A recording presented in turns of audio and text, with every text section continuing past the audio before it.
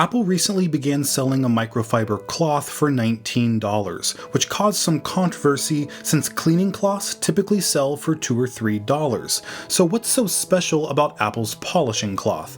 Well, the short answer is not much. It's a little thicker than cheaper alternatives thanks to its non-woven type of microfiber, but a lower cost cloth will clean your devices and displays just the same.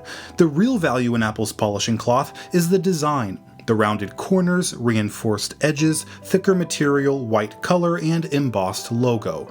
This is why customers choose to buy it over something that isn't as pleasing to look at.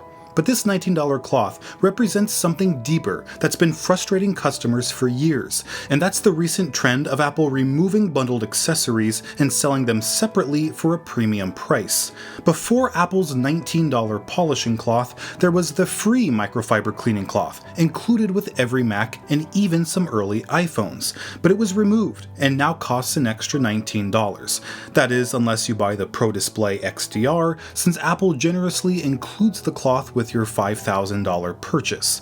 But the polishing cloth isn't the only accessory that used to be included for free. Remember the earpods? They also happen to cost $19, along with the power brick, which costs, you guessed it, $19.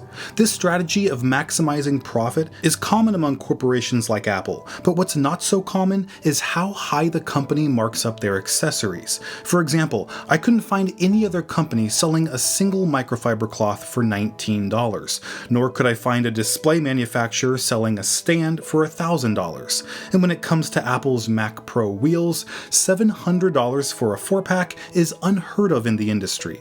But despite these shockingly high prices, Apple's accessories still sell. In fact, the $19 microfiber cloth sold out in 48 hours, with deliveries being delayed almost 2 months, all while receiving lots of free advertising.